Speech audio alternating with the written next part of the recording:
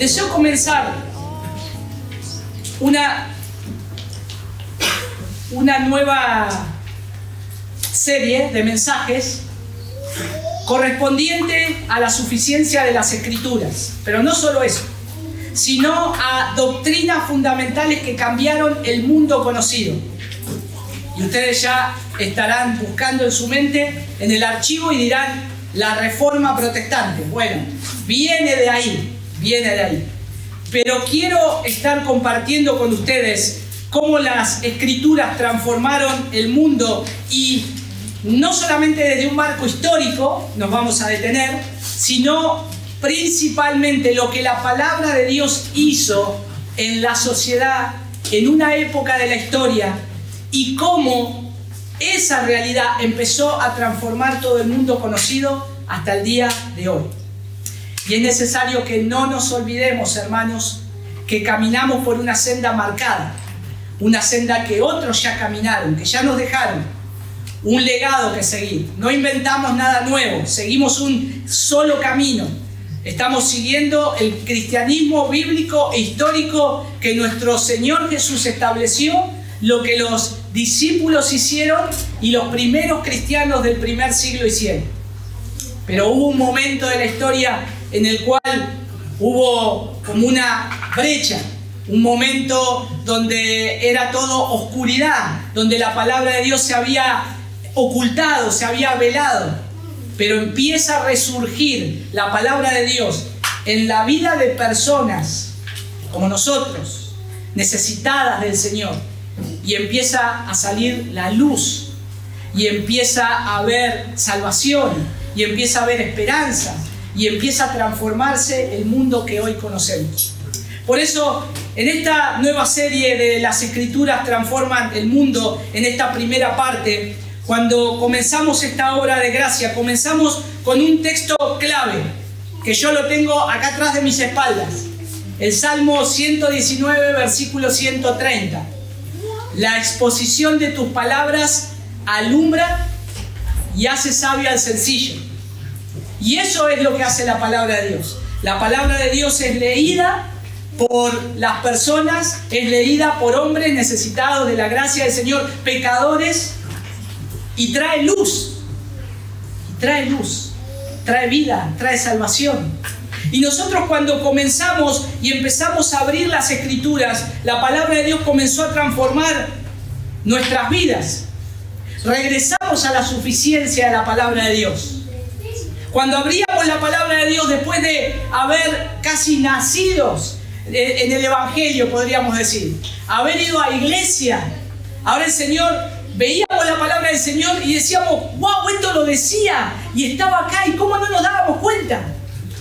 Estaba hablando de la gracia del Señor, estaba hablando de la salvación que es del Señor, estaba hablando que solo necesitamos la palabra del Señor para conocer al Señor y que otro la exponga con claridad.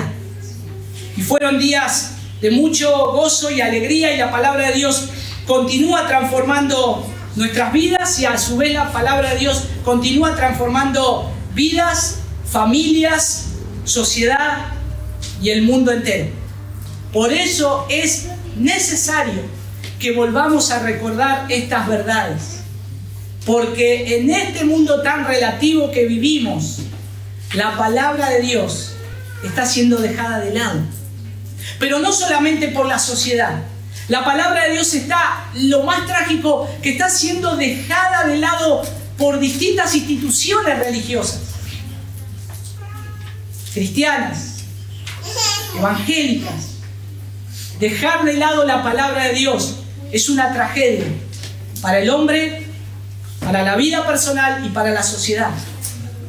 Por eso necesitamos volver y necesitamos ir a las sendas antiguas, recordar lo que el profeta habló en Jeremías capítulo 6, versículo 16. Cuando él le decía al pueblo de Dios, el Señor le dijo: hablale estas palabras.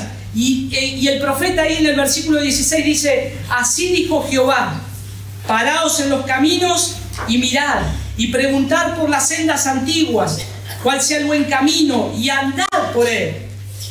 ¿Y qué iba a suceder? Y hallaréis descanso para vuestras almas. Pero como en aquel entonces, hoy también sucede, ¿qué dijo la gente? No andaremos. Tremendo, hermanos. ¿Cómo podemos caer en eso? Tal vez ahora yo estoy muy seguro de que no me quiero salir de la palabra de Dios. Pero el Señor me libre de decir cosas semejantes. No quiero abrir la palabra de Dios. Hermanos, no, a partir de ahora no voy a abrir más la palabra de Dios. Voy a empezar a hablar historias para que ustedes me puedan entender. Y saben, hermanos, que todavía hay mucho escombro acá para hacer cimientos o para hacer caminos. Y algún escombro me va a volar. Y con razón. Porque no podemos salirnos de la palabra del Señor.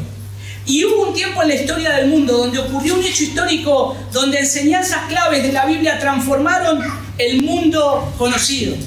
Y estas enseñanzas que transformaron el mundo conocido las llamaron las 5 solas.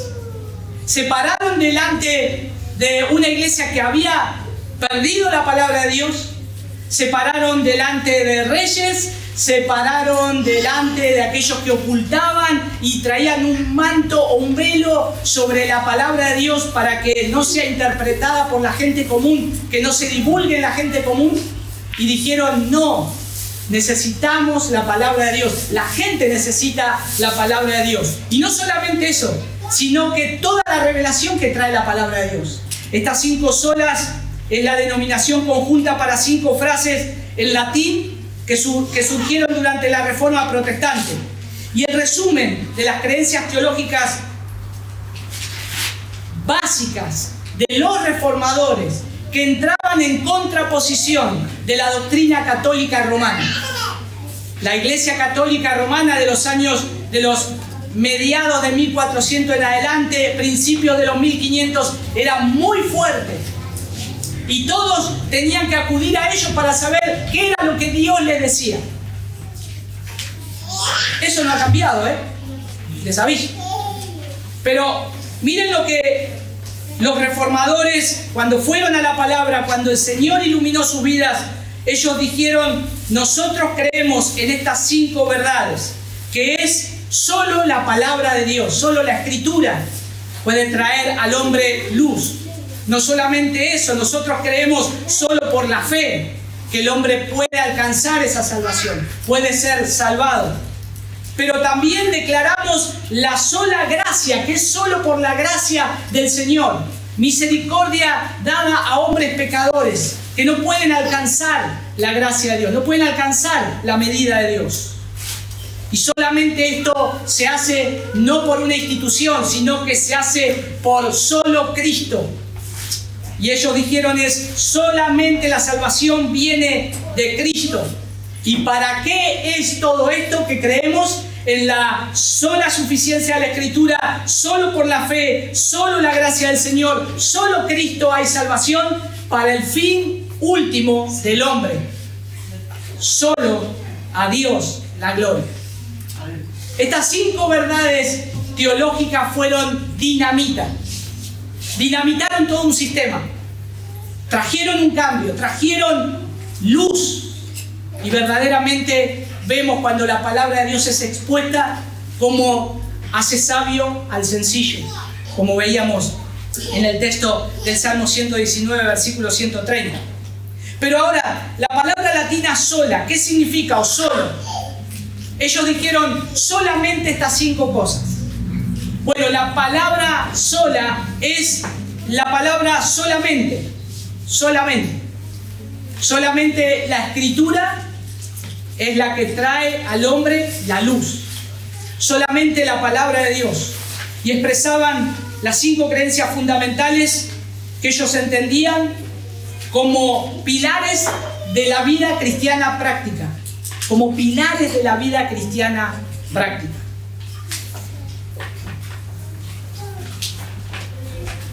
Hago un paréntesis acá. Hay muchos niños que están tomando nota del sermón. Y quiero repetir las 5 solas. Sola Escritura, sola fe, sola gracia, Solo Cristo, solo a Dios la gloria. Cierro paréntesis. Todas y cada una de las olas lo que hacían era rechazar explícitamente, rechazaban explícitamente a prácticas y doctrinas extendidas que se habían puesto en el siglo XVI. Se le había impuesto a la gente cosas que hacer para alcanzar la gracia del Señor, para alcanzar la salvación del Señor, para que sean aceptados por el Señor.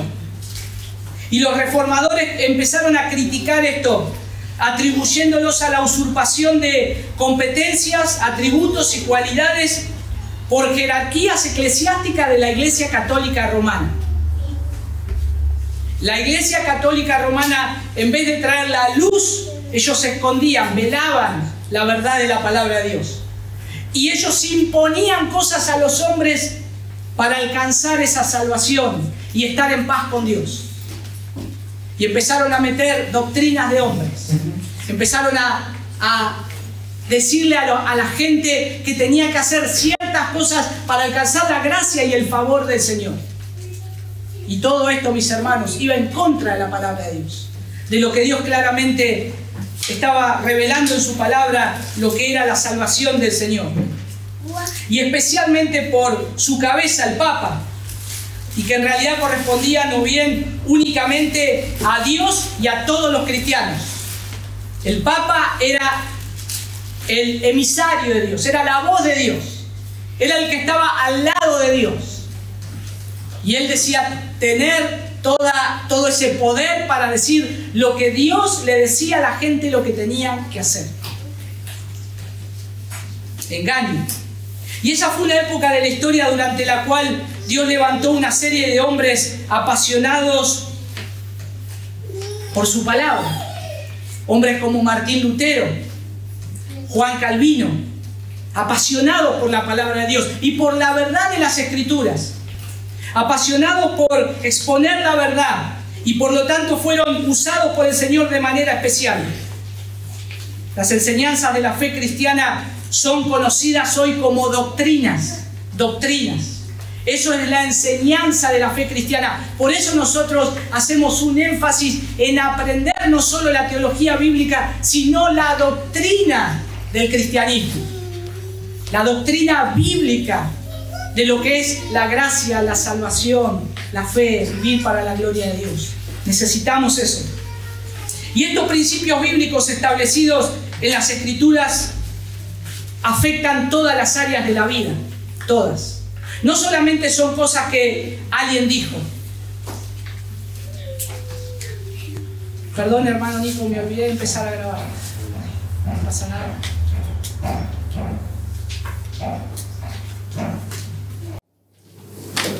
Ahí empezamos.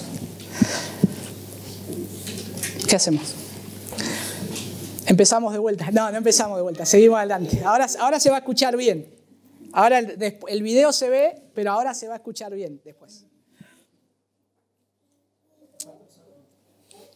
Antes de que surgiera esta reforma, las enseñanzas bíblicas o las doctrinas bíblicas había sucedido que habían comenzado en un deterioro progresivo. Se empezó a deteriorar la doctrina bíblica. Empezó a haber una decadencia.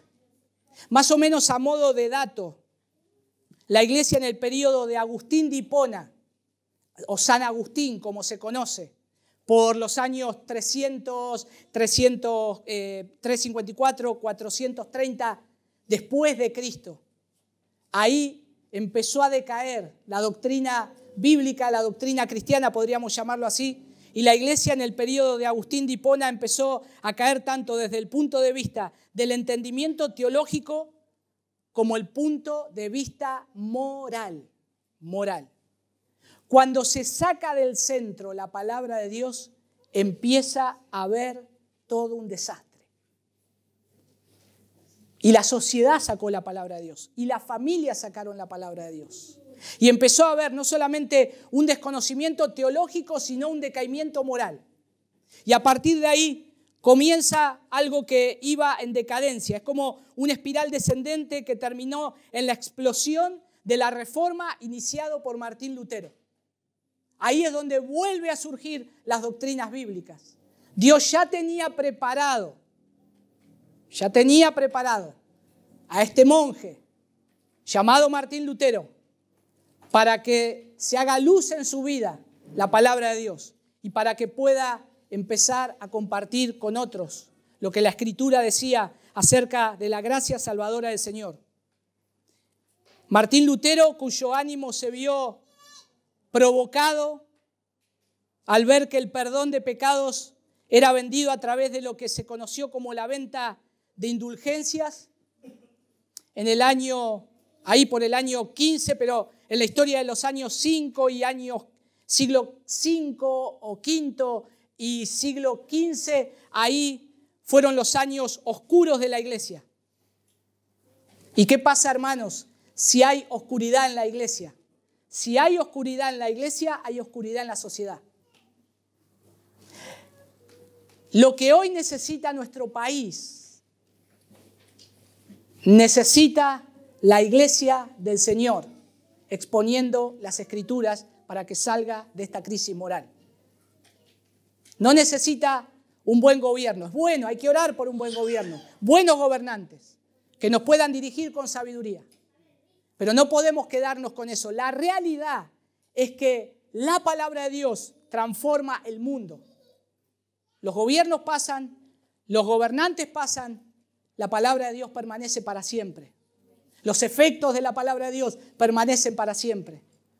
Nuestra sociedad, las familias necesitan que tengan la luz de las Escrituras. Y en este periodo de la historia había mucha oscuridad, porque había más intereses políticos y económicos que conocer la palabra de Dios. Estaba más el foco de la iglesia y de los gobernantes pensando en los intereses políticos y económicos que en Dios. En ese momento había un papa, en la época de Lutero. Lutero comienza en principio, los mediados de los años 1500, 1517, él ya empieza a exponer las doctrinas de la gracia. Y en ese momento había un papa, León X. Y Lutero empieza con esto en Alemania. Y en Alemania había toda una casta política muy grande, pero había una familia de la alta sociedad que abarcaba todo y quería quedarse con distintos gobiernos de Alemania. Y uno de esos hombres, que era, digamos, el candidato, ¿vieron que siempre los partidos tienen candidato? ¿A quién mandamos al frente? Bueno, esta casta real dijo: Alberto de Brandenburgo es el ideal para que empiece a gobernar los distintos estados de Alemania. Este hombre era un hombre impío, un hombre que tenía muchos intereses económicos, políticos.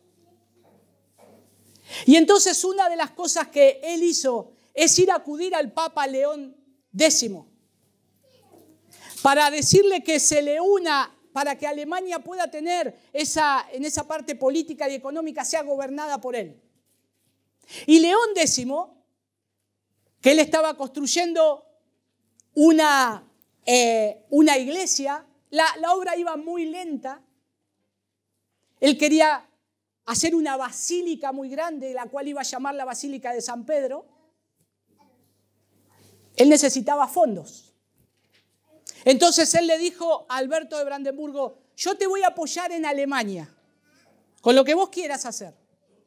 Te voy a dar mi nombre, te voy a dar mi firma, pero vos me tenés que pagar 10.000 lucados. 10.000 lucados era una cifra extraordinaria, hermanos. Era algo, mucho dinero. ¿Por qué? Porque estaban construyendo la Basílica de San Pedro y veían que iban lento con el baño, iban lento con las cloacas, y dijo: necesitamos más dinero. Y entonces lo que Alberto de Brandenburgo le dijo: yo te doy los 10.000 lucados, vos dame el poder para que yo acá pueda tener a todos aquellos que son los seguidores de la Iglesia Católica bajo mi gobierno. Ahí se hizo el negocio Se construye finalmente, bueno, llegan a este arreglo. León X le dice, bueno, lo que vos hagas, la ganancia que obtengas, la mitad del porcentaje va para el templito que estamos haciendo de San Pedro. Lo que hoy conocemos la Basílica de San Pedro, hermanos. Que es una bestialidad a modo de información, una bestialidad de cemento y mármol que hay en ese lugar. Y no pensemos ni el oro que hay adentro. Este negocio llega a hacerlo estos dos y este hombre se le ocurre una idea de decir que la salvación se podía comprar, que el perdón de pecados se podía comprar. Y comenzaron la venta de indulgencias. Se vendía un papelito en el cual te decía que eras perdonado de tus pecados sellados por el Papa, avalados por la Iglesia Católica.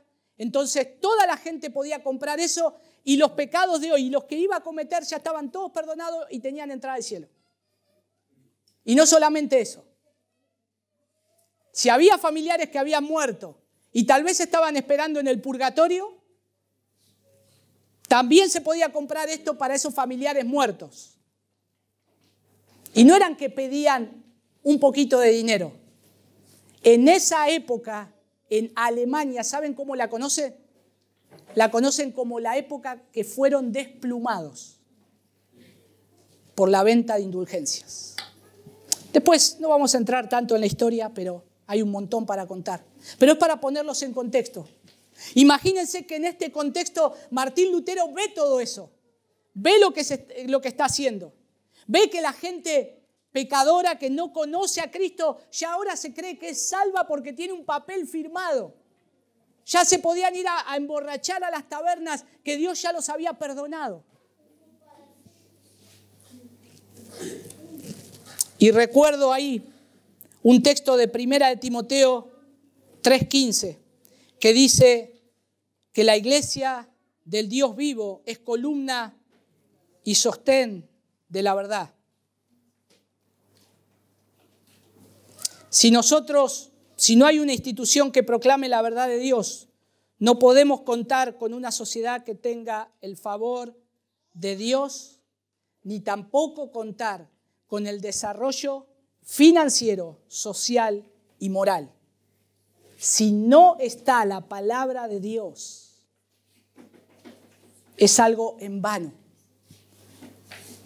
Y en ese tiempo la sociedad necesitaba la palabra de Dios. Y mis hermanos, el problema de hace más de 500 años atrás fue corrupción del poder político y religioso. Un papa corrupto, impío, obstinado y un hombre con ansias de poder político y de sacarle dinero a la sociedad para extender sus dominios. Un combo explosivo para traer al hombre, a las familias, a una oscuridad tremenda donde no hay esperanza. Y ese era el problema, y ese creo que también es el problema que hoy nosotros tenemos. Porque alguna de las denuncias contra la iglesia era de índole moral. Martín Lutero, una de las cosas que hizo fue decir, la palabra de Dios es el punto de partida para conocer la gracia salvadora del Señor. La palabra de Dios es el punto de partida y la autoridad final de la teología. Eso Martín Lutero hizo muchas exposiciones. Antes de las 95 tesis que él expone y las clava en la puerta de la iglesia de Gutenberg, él antes había hecho unas 96 y 97 tesis que no tuvieron resultado. Las expuso entre algunos estudiosos, pero no le dieron bolilla. Pero en las 95 tesis, él ahí toca las indulgencias. Toca el bolsillo del Papa y toca el bolsillo de Alberto de Brandenburgo. Y ahí estalla todo. Y ahí empieza la revuelta. Pero lo que estaba exponiendo era que solamente la palabra del Señor o las doctrinas de la gracia, como él comenzó a exponer a partir del año 1517, tiempo donde comenzó Lutero a predicar sobre la justificación por fe que enseña la Biblia. Y ahora las doctrinas de la gracia empezaron a traer luz al pueblo. En los países que fueron tocados por la Reforma, en algunos hay imágenes como representación de los reformadores, de John Hus, de Martín Lutero, de Juan Calvino, etc. Pero hay algunas frases que se ponen y es post tenebras lux. Después de las tinieblas, la luz. La luz que trajo la palabra de Dios. La luz que trajo el Evangelio del Señor. Después de la oscuridad, la luz. Y esa luz se extendió por toda Europa hasta llegar a Norteamérica, y esto es lo que necesita Latinoamérica predicar hoy. La luz va a venir cuando la palabra de Dios sea expuesta fielmente. La luz va a venir cuando nosotros, como hijos de Dios, empecemos a exponer en nuestras familias la autoridad y suficiencia de las Escrituras y cómo vivirla. La luz se va a exponer en nuestro país cuando la iglesia tome en serio la palabra de Dios y empiece a vivir conforme a los parámetros de Dios. La única manera. Entonces, lo que tenemos acá es la suficiencia de las Escrituras. ¿Saben cómo lo llamaron esto los reformadores? Sola Escritura. Sola Escritura. Solo las Escrituras son nuestra regla de fe. La palabra de Dios es nuestra regla de fe y práctica. Tiene que ser nuestra regla de fe y práctica.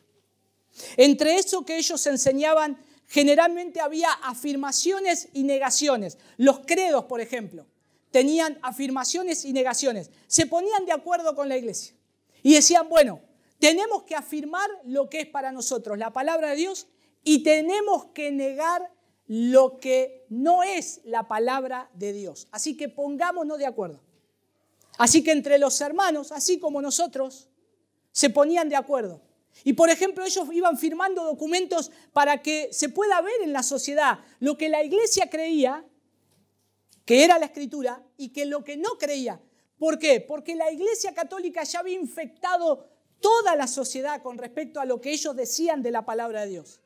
Que solamente el Papa era la autoridad final, que solamente la revelación venía por la Iglesia Católica, que solamente ellos eran la voz de Dios. Sin embargo, los cristianos que entendieron esta verdad, que empezaron a leer las Escrituras, por eso Martín Lutero quiere rápidamente que la Escritura esté en el idioma de la gente, para explicarla, para exponerla y para que vean que traía luz a su vida. Ellos decían, no, la palabra de Dios es suficiente. No un hombre, no una institución, la palabra de Dios. Y en una de sus afirmaciones, miren qué interesante en uno de los credos, ellos afirman lo siguiente, dice, afirmamos que la Escritura inerrante es la única fuente de revelación divina escrita, la cual es lo único que puede regir la conciencia. La Biblia sola enseña todo lo que es necesario para nuestra salvación del pecado y es la medida con la cual todo el compartimiento del cristiano debe medirse. Punto. Eso era lo que creían de la palabra. Pero sin embargo ellos dijeron, negamos. Y miren lo que dice, que cualquier credo, concilio o individuo pueda regir la conciencia del cristiano, que el Espíritu Santo hable independientemente o lo contrario de lo que está escrito en la Biblia, o que experiencias espirituales, personales puedan ser en alguna forma o ocasión medios de revelación. Punto. Solo la palabra de Dios. Y hermanos, hoy ¿qué sucede? Preferimos más las experiencias espirituales que ir a la palabra de Dios. Preferimos más escuchar el testimonio de fulanito que se jacta de haber sido un delincuente, que robó un montón, que mató un montón, que abrir la palabra de Dios y ver la verdad de la palabra de Dios. Y de hablar de Cristo, y de hablar de su gracia, de hablar de la salvación. La doctrina de que la Biblia es por sí sola autoridad suprema fue el principio formal de la Reforma. Eso fue algo sumamente importante. Martín Lutero, cuando se para para que puedan comparecer ante todas las herejías que tenía escritas, ¿ustedes se acuerdan o recuerdan la frase de Martín Lutero? Martín Lutero les dijo, yo lo voy a citar acá: al menos que se me convenza mediante testimonio de la Escritura y claros argumentos de la razón, porque no le creo ni al Papa ni a los concilios, ya que está demostrado que a menudo han errado y se contradicen entre ellos. Estoy vencido por los textos de las Sagradas Escrituras que he citado y mi conciencia está ligada a la palabra de Dios. Hermanos, y este no era un debate que después te ponían en Facebook algo que te hiere. Este era un debate donde te llevaban a que te corten la cabeza, donde ya no te peines más con la cabeza en el espejo. Era algo de vida o de muerte. Del mismo modo, también la Escritura dice lo que hemos leído: abre mis ojos y miraré las maravillas de tu ley. La palabra de Dios trae convicción al hombre. La palabra de Dios trae salvación al hombre. O como el Salmo 138:2 dice: me postraré hacia tu santo templo y alabaré tu nombre por tu misericordia y tu fidelidad, porque has engrandecido tu nombre y tu palabra sobre todas las cosas. Pero a su vez también, como el apóstol Pablo le dijo a Timoteo, yo no sé si Pablo estaría pensando: Timoteo, no andes o no cuentes testimonios o experiencias. Pablo le dice a Timoteo en 2 Timoteo 3, 16 y 17. Pero persiste tú en lo que has aprendido y te persuadiste, sabiendo de quién has aprendido y que desde la niñez has sabido las Sagradas Escrituras, las cuales te pueden hacer sabio para la salvación por la fe que es en Cristo Jesús. Toda la Escritura es inspirada por Dios y útil para enseñar, para redarguir, para corregir, para instruir en justicia, a fin de que el hombre de Dios sea perfecto, enteramente preparado para toda buena obra. Este lema de estos textos, hermanos, definen la función de las Escrituras como única autoridad sobre la iglesia. Solo la palabra de Dios es suficiente. Hay que traer al centro de la iglesia la palabra de Dios. Cuando comenzaron a predicar, los reformadores trajeron el púlpito en el centro de la iglesia. Y esto está acá no por una tradición. Esto está acá en el centro para que la iglesia recuerde que el centro de la iglesia es la exposición de la palabra de Dios. Es la exposición de las Escrituras.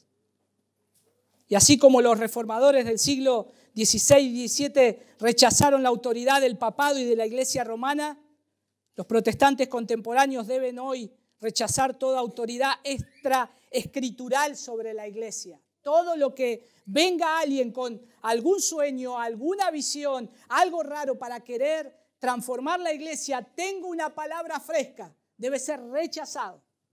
Rechazado. De plano. Porque el centro es la palabra de Dios y su exposición clara. Y el centro es lo que nosotros creemos doctrinalmente, teológicamente, lo que hemos conocido de Dios. Hay denominaciones que han nacido sin una confesión de fe. ¿Cómo sabe la gente qué cree? ¿Cómo sabe la gente qué se predica? Por eso es importante diferenciarnos hoy también de muchos otros que se han desviado. Y hermanos, lo digo con mucho dolor, y es más, tengo amigos que predican la palabra de Dios y los amo mucho, pero se han torcido y necesitan volver al centro de la palabra de Dios.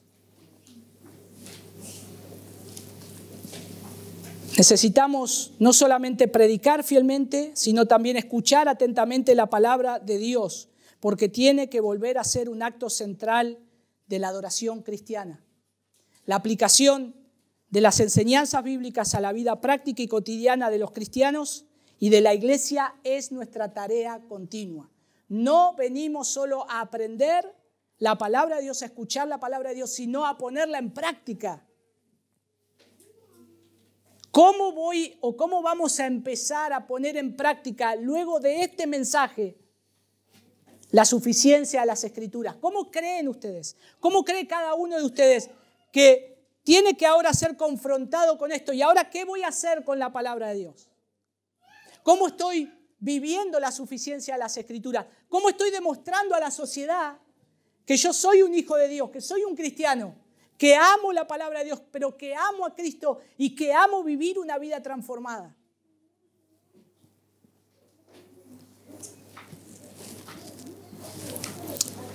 En lugar de adaptar la fe cristiana para satisfacer las necesidades que sienten los consumidores, debemos proclamar la ley como única medida de verdad, virtud y el evangelio como el único mensaje de la verdad salvífica. Lo que necesitamos es la palabra de Dios. Lo que nuestros hijos necesitan es la palabra de Dios. Ayer los niños se juntaron a aprender la palabra de Dios. Y luego en un tiempito jugaron, hicieron algo. Pero no podemos pensar de que nuestros hijos tienen que estar divertidos. Ya se divierten todo el tiempo.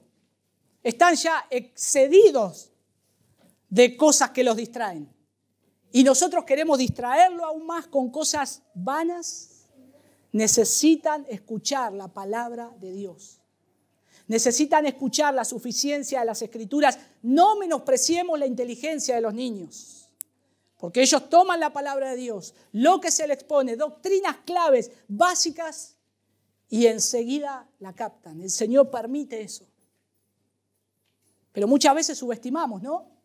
Es chiquitito. Enseñémosle 3 palabritas solas. Necesitan escuchar las doctrinas claves enseñadas por los padres, que la puedan comprender, que la puedan asimilar y que puedan ver que necesitan un Salvador, porque necesitan un Salvador. Quiero finalizar con esto, hermanos. La Escritura debe transferirnos de nuestras necesidades percibidas a nuestras necesidades reales y debe liberarnos de nuestra miopía de vernos a nosotros mismos a través de las imágenes seductivas, clichés, promesas y prioridades de la cultura de las masas. Cuando yo quiero sacar la palabra de Dios y lo que me interesa es atraer a la gente y empiezo a utilizar medios carnales para atraer a la gente va a venir por esos medios carnales y va a querer seguir teniendo esos medios carnales. Por más que yo después le entregue un folleto, le predique el evangelio, ellos vienen por lo primero, por el interés primero. Y van a aceptar lo otro, pero su corazón quiere lo primero. Y comienza una iglesia de asistencialismo. Y hermanos, estoy convencido que la iglesia evangélica tiene que cubrir muchas necesidades sociales, muchas necesidades que en este tiempo tienen que ser cubiertas, que el Estado no las da. Pero no olvidemos lo central. Lo central es que Cristo vino a morir en la cruz por nuestros pecados. Lo central es que Cristo vino a salvarnos de la ira venidera. Cristo vino a que nos reconciliemos con Dios. Eso es lo central. Cuando eso está arriba, cuando eso es lo central, hagamos todo lo demás abajo. Pero no querramos cambiar, no querramos transformar, no querramos renovar. La única manera de poder comprendernos correctamente a nosotros mismos y ver las provisiones de Dios para suplir nuestras necesidades es la luz de la verdad de la palabra de Dios.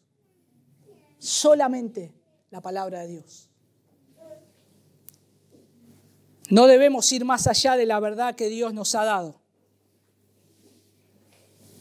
Si hay un trabajo espiritual dentro de nosotros, si hay un testimonio, muchos de ustedes tienen testimonios sobrenaturales preciosos pero siempre tienen que ir conectados a la palabra de Dios. Siempre tienen que ser pasados por la palabra de Dios. El Espíritu de Dios no habla en forma contraria o independiente de la Escritura. Sin la Escritura nunca hubiésemos conocido la gracia de Dios que hay por medio de Cristo nuestro Salvador. Sin la palabra de Dios no lo hubiésemos hecho nunca. Por eso, mis amados hermanos, la palabra bíblica es lo que tenemos que prestar atención. No las experiencias espirituales, no son la base de la verdad. Puedo tener una experiencia espiritual preciosa. El otro día compartíamos con los hermanos cómo Dios había obrado en oración, sobrenaturalmente, y nos gozábamos. Pero nuestra base es las Escrituras y debemos ser fiel a la palabra de Dios. ¿Cómo vamos a hacer nosotros para poner en práctica la suficiencia de las Escrituras en mi vida personal? ¿Cómo lo vas a hacer en tu casa? ¿Cómo lo vas a hacer como hombre, como esposo? Yo puedo creer y confesar y firmar de que creo que la palabra de Dios es suficiente, pero ¿la lees? ¿La enseñás a tus hijos? ¿Le recordás a tu esposa cuando está decaída? ¿La animás? ¿La alabás con la palabra como hace Cristo con nosotros? Y las hermanas igual. Necesitan ser llenas de la palabra de Dios. Tienen algún Timoteo que criar, que necesitan conocer la enseñanza de la doctrina de la palabra de Dios. Y lo que necesitamos, hermanos, es siempre recordar que el centro de nuestra vida es las Escrituras. Y no solamente eso, los fariseos tenían la Escritura, la enseñaban, pero ellos ¿qué hacían? No la hacían. Nosotros sabemos que nuestro Señor vino a mostrar al Señor, a Dios, y a exponer su palabra, pero Él vivió y caminó mostrando cómo es vivir. El cristianismo bíblico histórico hizo eso. Y la sociedad vio que ahora había esperanza, cuando la palabra de Dios ahora estaba en la calle. Y no solo hablo de predicar y salir a predicar en la calle, sino en tu diario vivir, en tu trabajo, en tu familia, con tus vecinos.